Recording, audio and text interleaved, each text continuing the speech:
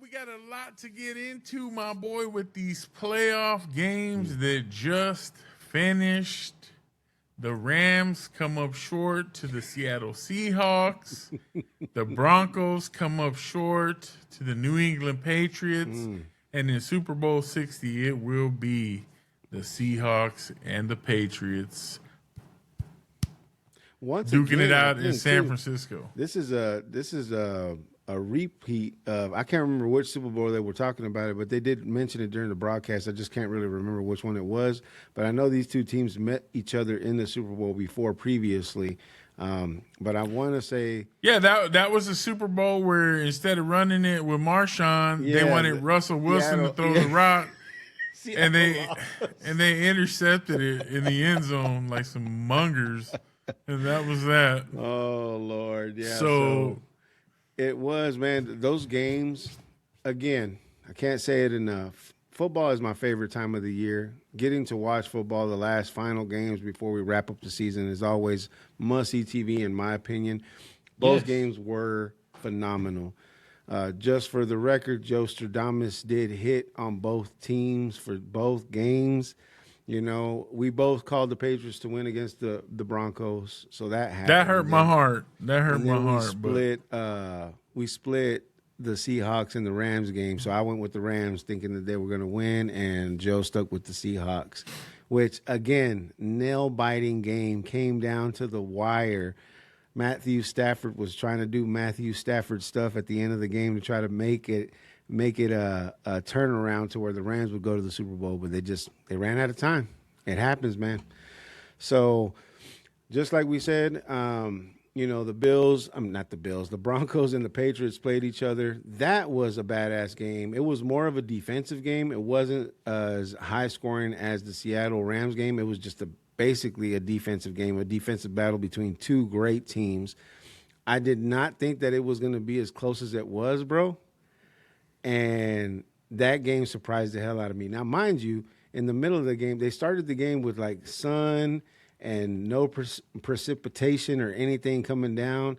By the time they got to the third quarter, I want to say going into the fourth quarter, bro, it looked like there was a fucking blizzard going on during that game. Like, it was that bad. There was so much snow piling up. They couldn't even tell where the lines were anymore. I mean, it was crazy, but it was a badass sight to see. And then to see both teams just going at it, both defenses going back and forth and holding each other at bay. But Drake May, man, Drake May doing Drake May stuff, boy. That kid has had the hottest hand that I've seen throughout the playoffs right now. And even though it was a very low-scoring game, they won the game 10-7. It was in the snow, in the elements. In the elements. It was one of those games to where you could tell he was taking command at some points, running the football, putting his body on the line just to make sure that they kept getting first downs and moving the rock. So, man, my hat's off to the Patriots. That was a phenomenal game. I think that it was probably my favorite game out of the two games that we just finished watching. But, yeah, I love that game. What did you think about that game, bro? So I hit up my boy Andrew. He is a humongous Patriots fan. Shout out Wes too. Okay. Wes is another Patriots fan. But I told my boy Andrew, I was like, congratulations, they made it. And he said, gutsy, grinder of a game, great situational football from Vrabel. Drake's legs, big part of his game that doesn't get much talk. And I told him, you know what? Drake's been underappreciated by most of the media and fans outside of Massachusetts this year, and he gave us no choice but to notice him now. Mike Vrabel coming back to New England from Tennessee. They ran him out of Tennessee. He came back to New England. He comes back to bring a team that's they've gone 4-13 the previous 2 years, and now they're 14-3 his first year under the New England banner with this team. He takes them back to a Super Bowl. Hasn't been done, obviously, since Bill Belichick left.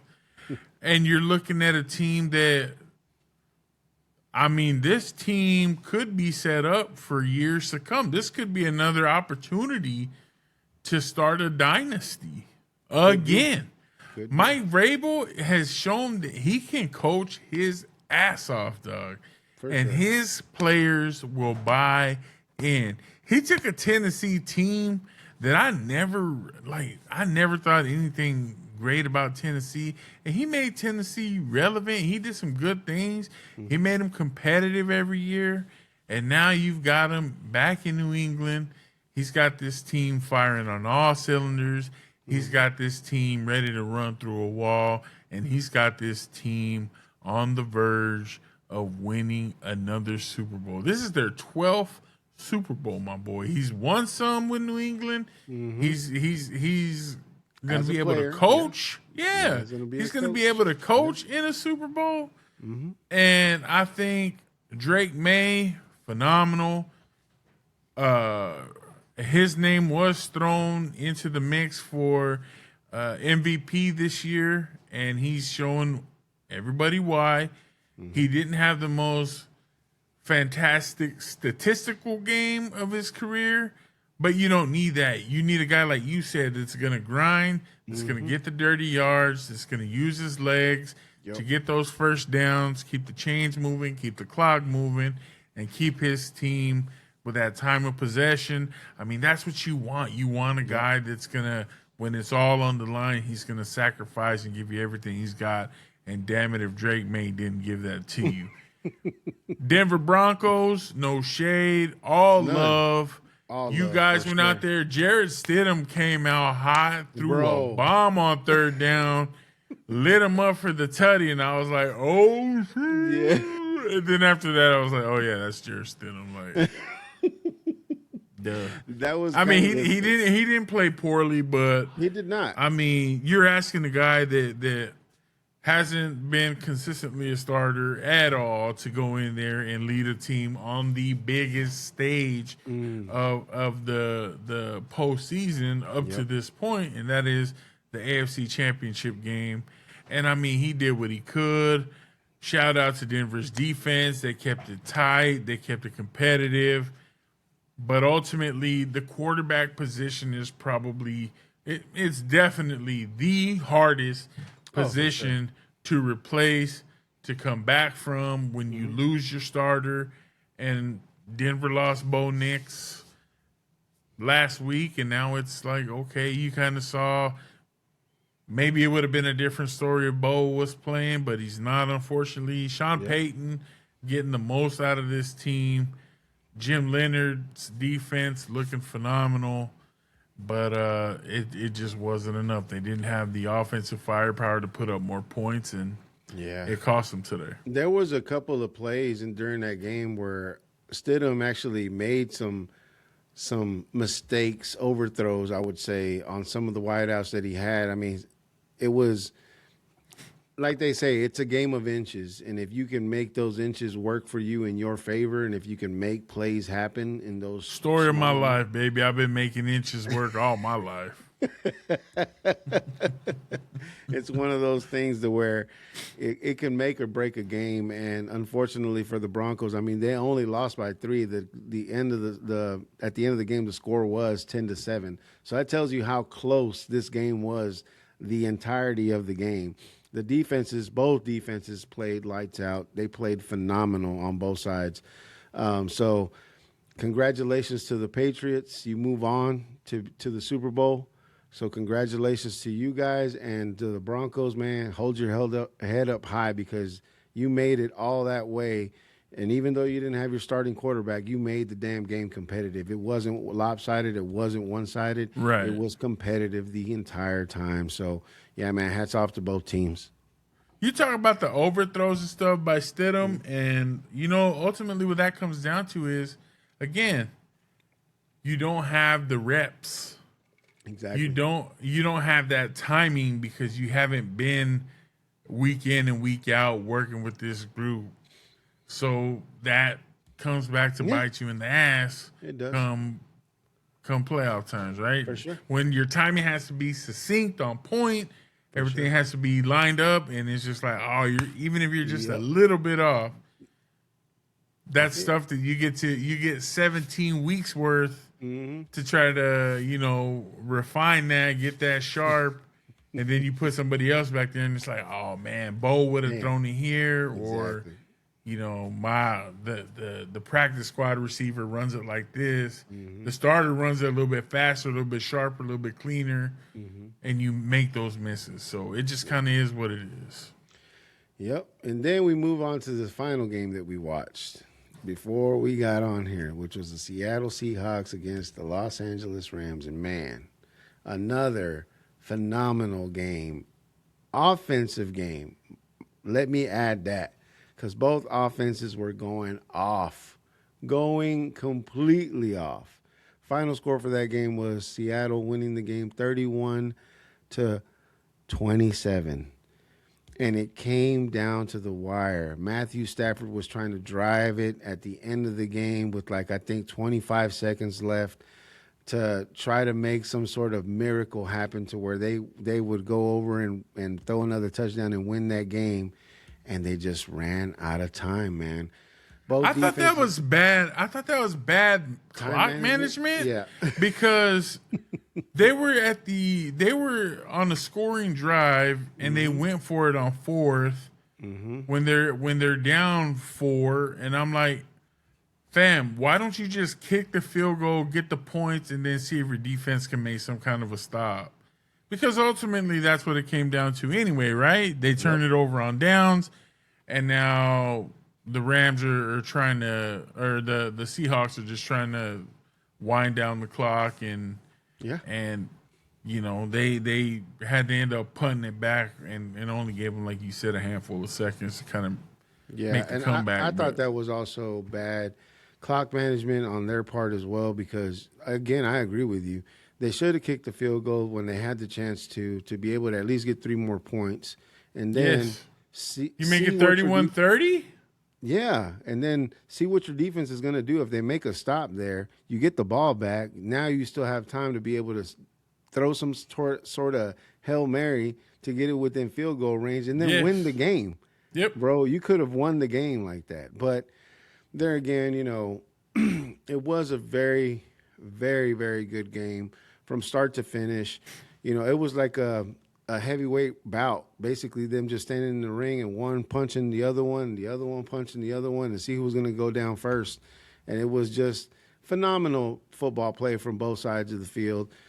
Devontae Adams showed out instead of Puka. Puka Nacua caught some badass catches. Now, don't get it twisted. Yeah, he did. He caught some badass fucking catches, but Devontae Adams was showing up when nobody else was, bro, and he was catching some dimes being thrown at him by Stafford. So, again, another phenomenal game that I just think that, if you missed out on playoff football, you missed out on a lot of good fucking football. These are teams that have been scratching and clawing their way to get to the Super Bowl, and it shows, right? It shows in the way that they play. It shows in the way that their defense plays. It shows in the ways that their offense plays. And you couldn't ask for better football whenever it comes down to that. So I'm a little sad because I picked the Rams to win, just trying to do the opposite to Joe, because Joe had already picked the Seattle Seahawks. Even though they're number 1 and the Rams are the 5th seed, I still was like, you know what, Matthew Stafford had a good chance. And he did, but he ran out of time, man. Ran out of time. If he had more time on the clock, I think it could have been a different outcome, but we'll never know, because clock management, I blame that on the coaches. The coaches should have been like, hey, man, let's kick the field goal here. Let's let our defense do the work, and then let's keep trucking. But instead of making that call, they're like, let's go for it on 4th down and see if we can do something. It's like, come on, man. Get the hell out of here. I mean, you don't give yourself an opportunity to try to get yourself within field goal range to win the game. I mean, you're there, walk away with some points. Exactly. And then at that point, just put it in your defense's hands. At least you're giving yourself an opportunity. For sure. But I guess they were just like, we've seen enough to know that this defense isn't going to stop anybody. But I felt like the Rams started building that momentum towards the end of the game. Like, bro, give yourself a chance, dog. At least don't rely on a touchdown. Let a field goal, you get the 3, you kick it off. who knows what the Seahawks do or don't do, and then at that point you have the opportunity to just get yourself within striking distance to kick that field goal. But for sure, didn't happen that way. Seattle just kind of do what it do. Man, that run game was physical. Sam Darnold, who's been considered a bust everywhere he's gone, everywhere he's been, it's just been kind of like he's almost like a journeyman at this point. And he showed some signs last year with Minnesota. Yep. Before he came here, he took Minnesota to the playoffs. Now they bombed horrifically in the playoffs, and then he comes to Seattle and he took over. I think he took over for Geno because didn't Geno play last year here? And Geno kind of resurrected himself, and then he started falling off. He was a 1-year wonder after that. But we'll see what Sam Darnold does. If Sam Darnold wins a Super Bowl, it's going to be like, wow. Proving all the naysayers wrong. Like, that's going to be crazy. It is. It's going to be crazy. And now in the Super Bowl, we got New England, which was the number 2 seed in their division or in their conference, and Seattle, which was the number 1 seed in the NFC, going at it in Super Bowl in Santa Clara, February the 8th, 5:30 p.m. Central Standard Time on NBC. So don't miss that game. It's going to be the last football game we have until football season comes back around. So if those football enthusiasts like ourselves, watch that game, man. Come on. All right, Julio. I'm going to put you on the spot. Early prediction. Who do you have winning the Super Bowl? Ooh. If I could be real, son. Be real, son. If I could be real. Say word, son. Seattle going to win that game. Seattle got a better defense. They going to win that game. Ooh, my boy. They got the better defense. If they were playing the Broncos, then my call would be different. But Seattle does have the better defense. So I'm going to go with Seattle. I think New England played the best defense in the NFL, and they beat the Broncos. In the snow, though. In the snow. They're not going to be no snow. You're right, in the elements. Yeah. But this is just going to be mano-a-mano in decent weather in California in 2 weeks. Ooh, man. That's tough. I've bat 1,000 so far. Ooh, shit. I don't know why, man. I don't know why, but I really feel like the New England Patriots are going to win this Super Bowl. Hey, and if they do, then they're tied for the most Super Bowl wins in NFL history, I think. Oh, my God. So, yeah. No, they have the most, don't they? No, it's yes. I think I saw a clip during the game that they were saying that they would be tied with the Steelers having the most Super Bowl wins in NFL history. I think that's New England has 6 or 7. Tom Brady won. Let me fact check this real quick. Yeah, would you please? Tom Brady won like damn near 6 by himself. 6 or 7? 6, 7? There we go. They're already the league leaders. Oh, the New England Patriots and the Pittsburgh Steelers hold the record for most Super Bowl wins with 6 championships each. So they're tied right now. So so then they would put them over if they win. Yes. So they would be Correcto. the one team that has the most Super Bowl wins in NFL history in the entire NFL history. So, yes, they would have 7. Do you see what I'm saying? Like, bro, the Patriots achieved 6 wins in 11 appearances, while the Steelers achieved theirs in 8 appearances. That's crazy. I'm saying. Hey, dumbface Eli beat Tom Brady twice. That's just facts. It is. And he was nowhere near as great as Tom Brady. Nowhere near. Except when it came to the Super Bowl. Yeah. He's the only Make that make sense. He's the only quarterback that can claim I'm better than him at the Super Bowl. Yeah. He couldn't beat me in the Super Bowl. Couldn't beat me It's in the like, Super Bowl. damn, just kill me. I'd be embarrassed. Are you embarrassed? So, yeah, man, I think the Super Bowl is going to be exciting. You do have two good defenses out there. Yes. Seattle's defense is very nice. Phenomenal, bro. I don't know about their offense, so I'm curious to see how it all shakes out. But we'll see, and we'll kind of preview it as the weeks lead up to the Super Bowl. But for right now, that is your Super Bowl matchup, and I, for one, am extremely excited to see how it all ends. Super Bowl 60. For sure. Let's get it. Let's get it.